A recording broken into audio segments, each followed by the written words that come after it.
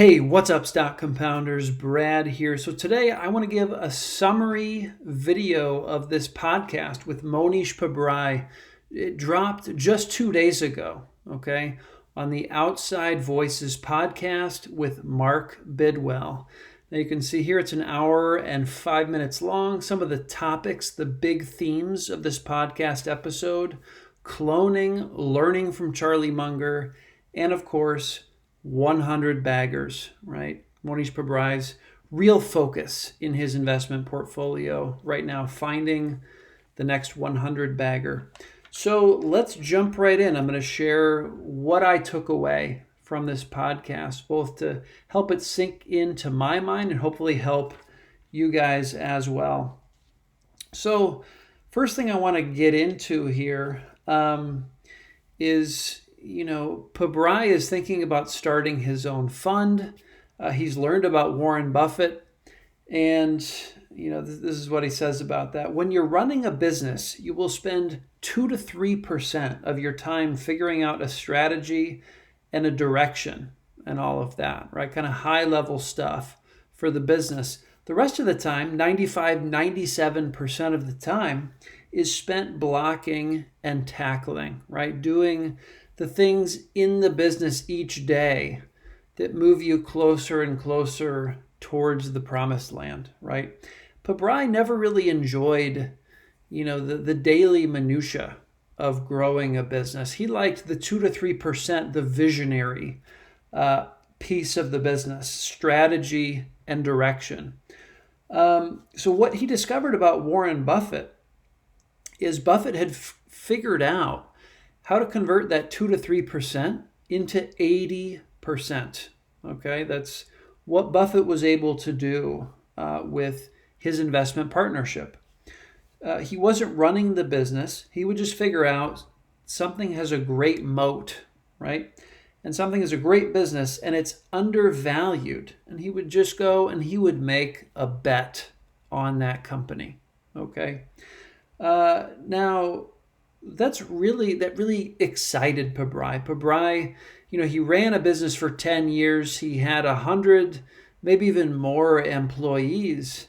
And he was just drowning in the minutia, right? The managing people aspect of the business, which he didn't really enjoy.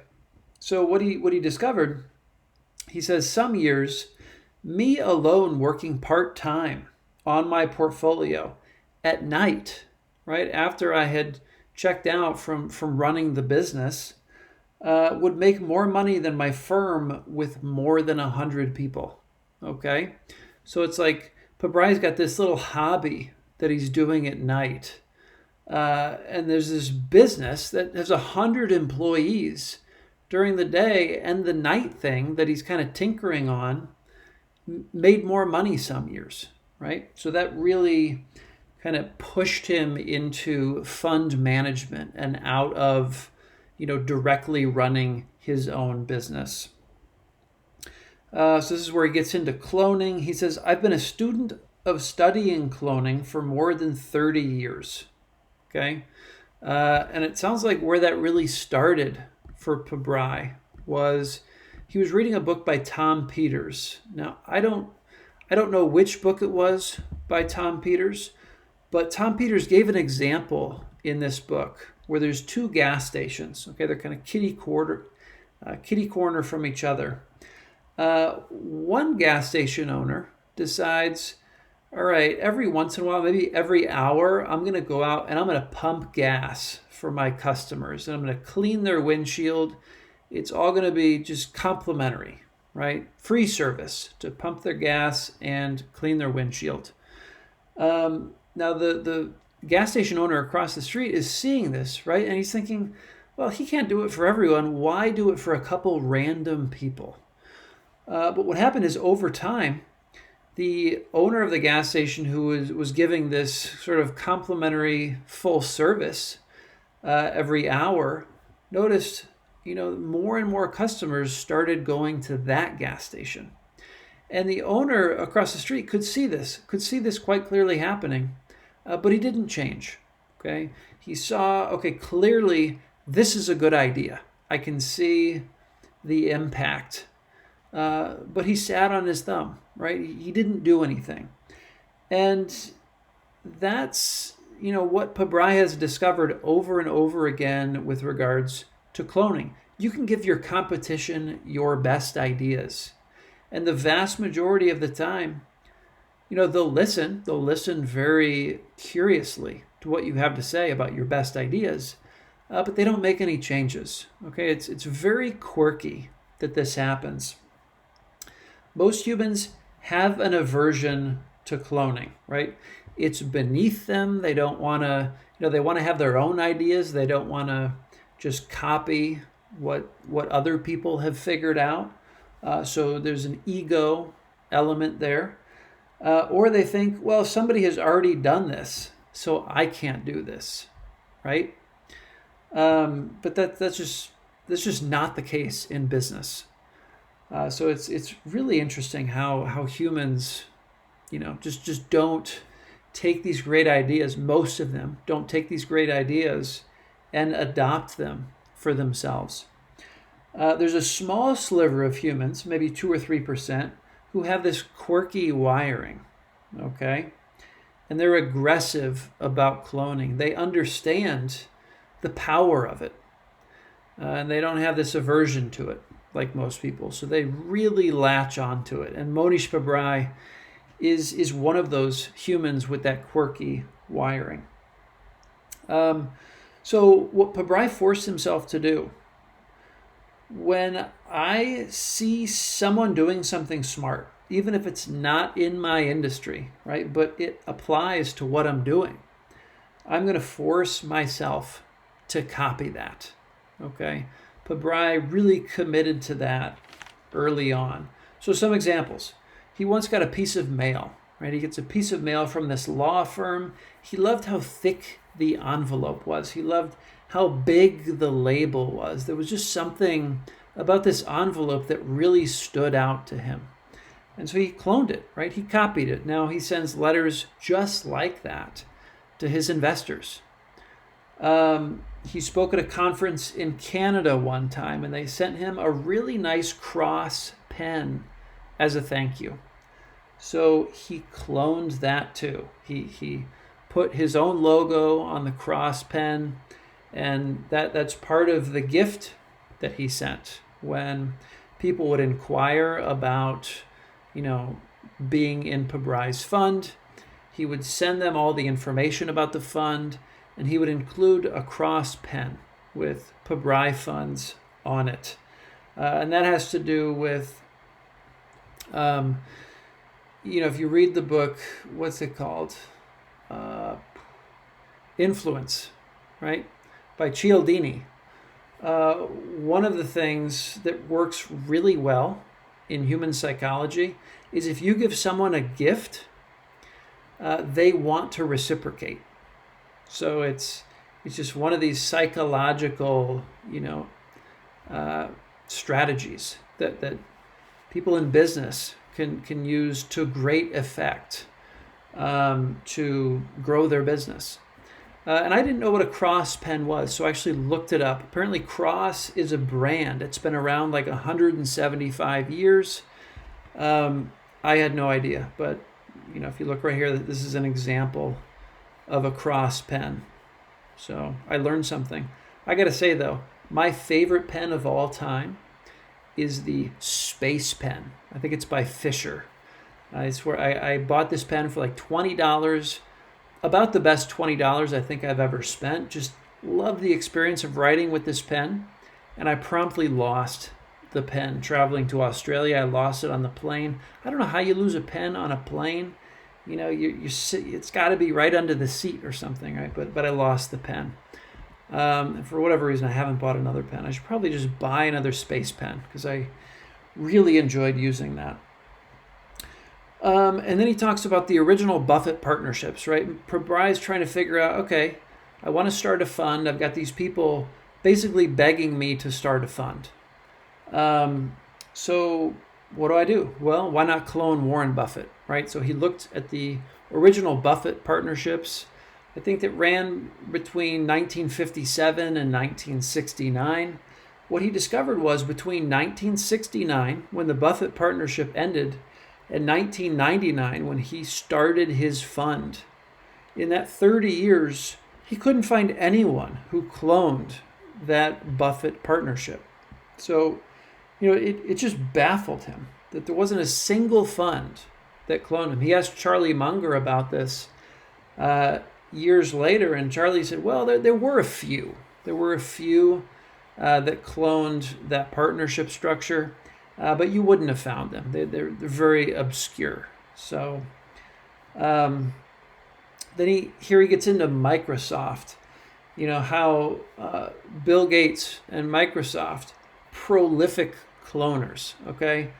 Everything Microsoft has been successful at has been cloned. They've spent billions and billions of dollars on initiatives which they've come up with in Microsoft research labs.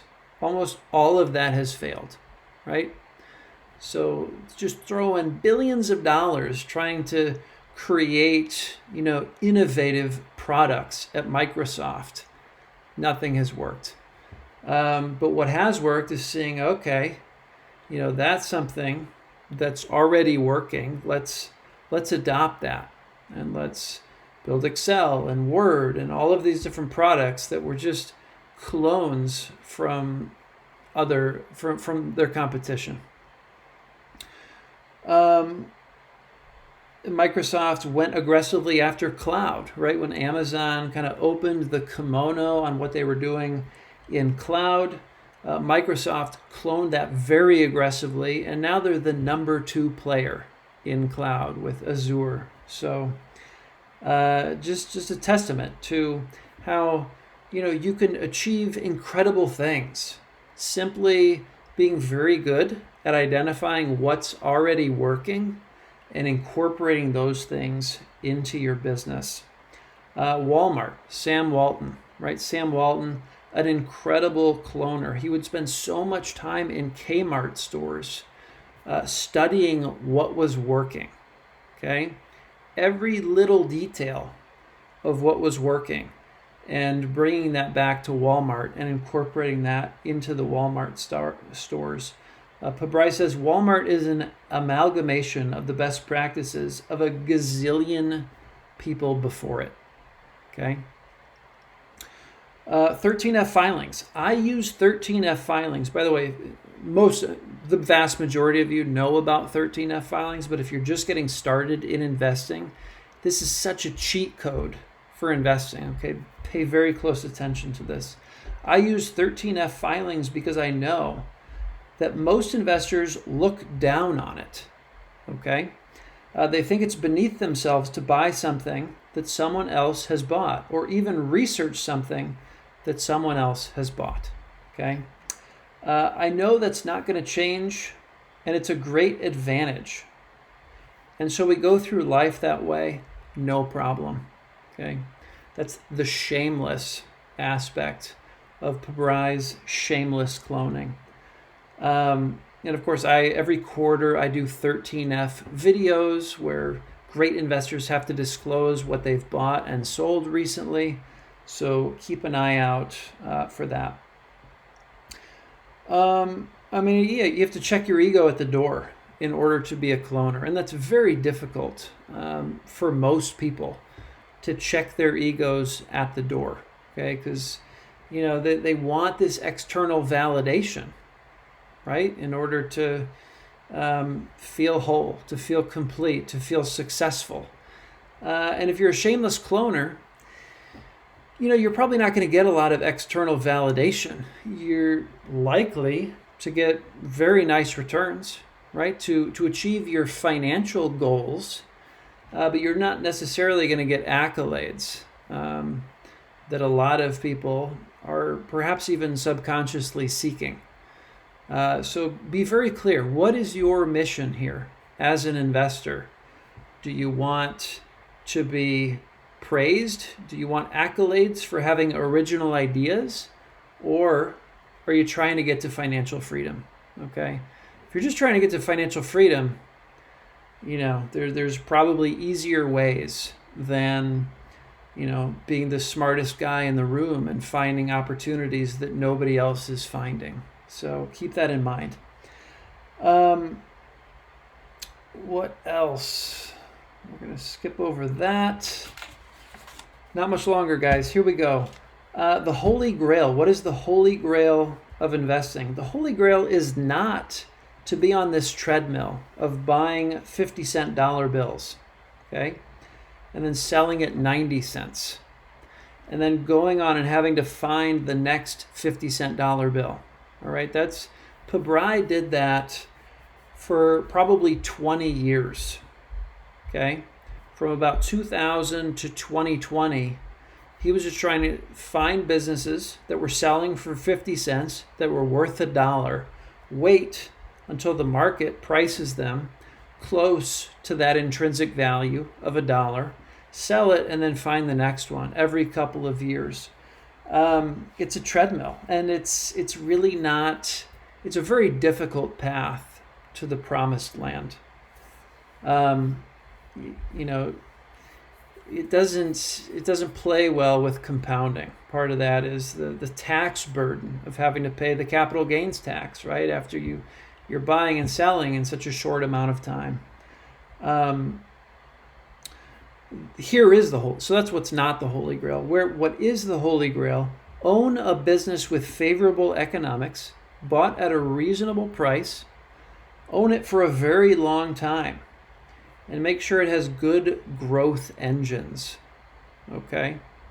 This is really something that Terry Smith of Fundsmith gets into. Own great businesses. Be willing to pay up for great businesses. Don't pay too much, but be willing to pay up for great businesses. And then just do nothing, right? Let the business make you rich. That's really what investing in the stock market is all about. That's the beauty of the stock market, is that's the potential of what we can do here. Team up with a great business, a great management team. Let them make you rich. Don't get in the way by being overactive. If I were to make 10 bets on 10 businesses that I think have these runways, right, have this potential to be the next 100 bagger, and I end up being wrong on 5 of them, that's perfectly fine. It doesn't matter, okay? This is not, your physics test, your physics final, where you need to score 9 out of 10 in order to get the grade that's going to give you love from your parents. That's not what this game is. So Pabrai, back in 95, 94, 95, when he was just starting out investing in his personal account, he basically did this. He made 10 bets, okay? It wasn't exactly that. He had kind of 9 full-size bets, and then he had a basket of smaller bets. But let's say, for the simplicity of it, that he made 10 bets that were equal, right? So he had $1 million. He put $100,000 on 10 different bets. Now, the way the math works here for Pabrai, in reality, one of these bets turned out to be a 100 bagger, okay, in like 4 years. And he was able to capture that 100 bagger. So the 100,000 in one of these companies, 100 bagger turns into 10 million, okay? If the 9 other bets do nothing, if they go to zero, right? Not even they do nothing, they go to zero. The companies go bankrupt. The portfolio is still a 10 bagger, okay? From 1 million to 10 million, with only one bet hitting, okay? That's the power of having a 100 bagger in your portfolio, where you put, a sizable stake on it, right? A 10% bet is a pretty sizable stake for most people. Anyone who believes in diversification, 10% bet is a high conviction bet. So that's the math here, okay? We don't need all 10 to work out. If we have one work out really well, like a 100 bagger, Or if we have half of them work out, just do quite well. It's not a problem. That's the math of this kind of 10 by 10 portfolio as an investor, running a concentrated portfolio. Let's see. He says, I have no illusions that Alibaba is going to be a 100 bagger. Okay. Yes, in 2020, Mohnish Pabrai declared, I am focused on finding 100 baggers. Okay. And in order to do that, I'm really only looking at companies that have a market cap of 500 million or less. Okay. And then months after he said that, we see Alibaba in his 13F filing. He's saying now it's not a 100 bagger. Okay, I basically made an exception to my rule. He's also talked about how, he's a Swiss Army knife of investing, right? Warren Buffett was that way, and Pabrai thinks there's a lot of advantages to be had being a Swiss Army knife, where, I'm looking for 100 baggers. I'm also looking for 20-cent dollar bills. Whenever any of those opportunities arise, I know how to identify them, and I can take advantage of that situation.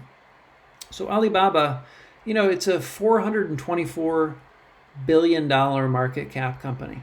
Okay, $424 billion. It used to be quite a bit more, but it's taken a pounding recently.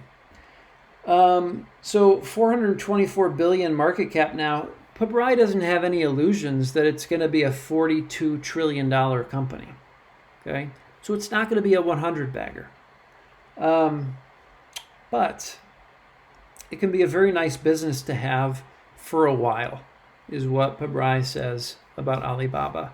And I suspect one of the reasons Pabrai bought Alibaba, not just because Charlie Munger bought Alibaba, who's always, sitting behind Pabrai in his office. He's got a bust of Charlie Munger. Alibaba is a phenomenal example of a spawner, right? Spawner on multiple levels. And that's really the framework that Pabrai is using to try to identify these 100 baggers.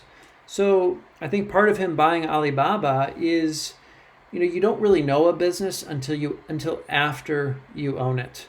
So by owning Alibaba, now Pabrai, I think it's just such an incredible learning opportunity for him, kind of to look under the hood of an incredible spawner, an apex spawner like Alibaba, which is, I think, going to build out the skill set for Pabrai to really identify these spawners earlier in the game.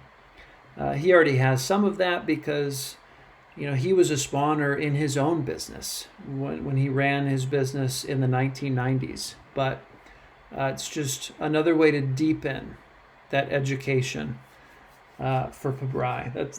That's my sense of it anyway. Is there anyone you can clone in this space of 100 baggers? I love this question. This is probably a question that I would have asked Pabrai. I've never heard anyone else ask him that. But he kind of ducked it. He basically said, if there were a fund that were focused on only owning companies that had a great potential of being 100 baggers, and if that fund manager was any good at identifying those opportunities, they would very quickly be on the Forbes 400 list. Okay, and it's true. That's just how the math works. If you're finding 100 baggers with any regularity, I mean, the fund just blows up, right? The compounding just kicks into high gear. So he didn't give any names about people, other investors he kind of looks to try to find 100 baggers. I suspect there probably are some. But and hopefully there are some as well in the video I just put out about hunting for shameless clone-worthy fund managers. There's definitely some investors in there who have incredible performance over, the last handful of years. But, in order to really know that an investor has skill, you've got to look at performance over a long enough time frame, particularly, including at least one big market crash, hopefully two or more market crashes. So that's still early in the game for many of those fund managers. A lesson from Charlie Munger, right here in the title, Learning from Charlie Munger. When I met Charlie Munger for the first time in 2009, this was after Mohnish Pabrai and Guy Spear had lunch with Warren Buffett. I think they spent, I think, $650,000 to have lunch with Warren Buffett. They really hit it off, and Warren decided, hey, I'm going to set you guys up to meet Charlie. And so that's what happened. Pabrai met Charlie, and Charlie told Pabrai, it's very important to have someone to talk to about your investments, okay, in a peer kind of relationship, not a hierarchical relationship, but a peer-to-peer, being able to talk to someone about your investments. Because we can go down these rabbit holes when we're looking at a business that are dead ends, right? We're looking at the business, we're looking at the wrong thing, okay? It's not a material piece of the investment thesis. And we don't see that they are dead ends, right? As humans, we've got all this quirky wiring. We've got all of these biases. And, it's really important to just have another smart human kind of looking at this business through a different lens, right? Because we're all different. And they're going to catch things that we're not going to see about the business. And then the final piece here, the final advice, tip from Charlie Munger, we need to learn from our mistakes, okay? But not too much, okay? We don't need to really rub our noses in our mistakes, because in investing, it's a probabilities game, okay? If we try to learn too much from our mistakes, it doesn't really fit the nature of investing, because it's such a dynamic thing, probabilities based, right? The world is going to unfold in ways that we can't anticipate. So thinking we know exactly the mistake we made, if we take that too much to heart, it may be the wrong lesson, okay? So, learn from your mistakes, but, let them go. Don't beat yourself up over your mistakes. And I like what Joel Greenblatt says about this as well. He says he's made the same mistakes over and over again because, they can show up slightly differently. And then it's only after that he realizes, oh, that's actually the same mistake I always make. But because, things are never exactly the same in investing, it can show up multiple times. So definitely with mistakes like that, really try to understand what's at the core, what's the pattern here of the mistake that I keep making. But they're really par for the course in investing. Like Pabrai said, if you get 5 bets wrong out of 10, you're still going to do incredibly well, okay? So don't overlearn from those 5 mistakes that you made. They're par for the course. We're going to make mistakes, even if we think we know everything about a business and the environment that business is operating in. Something can come out of left field and, just knock us down. That is the game of investing. So anyway, guys, I hope you enjoyed this. I always enjoy sharing highlights from Pabrai. So much wisdom there. Let me know in the comments what your biggest highlights were from this talk with Mohnish Pabrai. And certainly if you haven't listened to it yet, check it out. I listened to it on 1.5 speed. So instead of an hour, it was like 40 minutes, 42 minutes, whatever it is. So that's kind of a hot tip. Don't do that with my videos. But do that with this one, and you can do that with other people's videos as well. That's fine. No, I know most of you listen to my videos on probably 2x speed, so that's perfectly fine as well. All right, guys, I will leave it there and see you all in the next video. Take care.